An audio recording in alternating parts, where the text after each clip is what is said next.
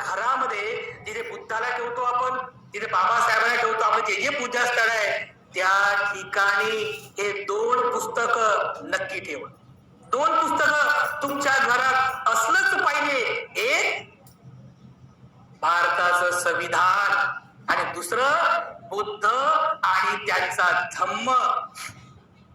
हे दोन पुस्तक तुमच्या घरामध्ये असलेच पाहिजे. आणि पुस्तक ठेवूच नका, तर ते वाचा, त्याच्यातलं ज्ञान घ्या. कारण तो बाबासाहेबांचा जो संदेश आहे ना, त्याच संदेशामध्ये शेवटी शेवटी बाबासाहेब असे पण म्हटले आहे की बुद्ध आणि त्यांचा धम्म या ग्रंथाचं सुद्धा नेहमी वाचन करत चला. हा सुद्धा संदेश याच चंद्रपूरच्या भूमीमध्ये बाबासाहेब आंबेडकरांनी दिलेला आहे बांधवांनो.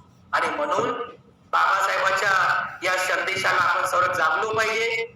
बाबासाहेबांनी दिलेल्या जबाबदारीचं भान आपल्या सर्वांना असलं पाहिजे. भारताचं संविधान हाच खरा बुद्ध आहे, विचारांचा बुद्ध आहे. जोपर्यंत भारताचं संविधान जिवंत राहील तोपर्यंत बुद्धाचा धम्म सुद्धा जिवंत राहील. जोपर्यंत संविधान अजरा अमर राहील तोपर्यंत बुद्धाचा धम्म सुद्धा अजरा अमर राहील. म्हणून संविधानाचं रक्षण करा, बौद्ध धम्माचं रक्षण करा. यामध्ये आपल्या सर्वांचं मंगल आहे. एवढं बोलून या ठिकाणी थांबतो. पुनश्च एकदा सर्वांप्रती मंगल कामना अर्पण करतो. या ठिकाणी थांबतो. सर्वांचं मंगल हो, सर्वांचं मंगल हो. संपूर्ण विश्वाला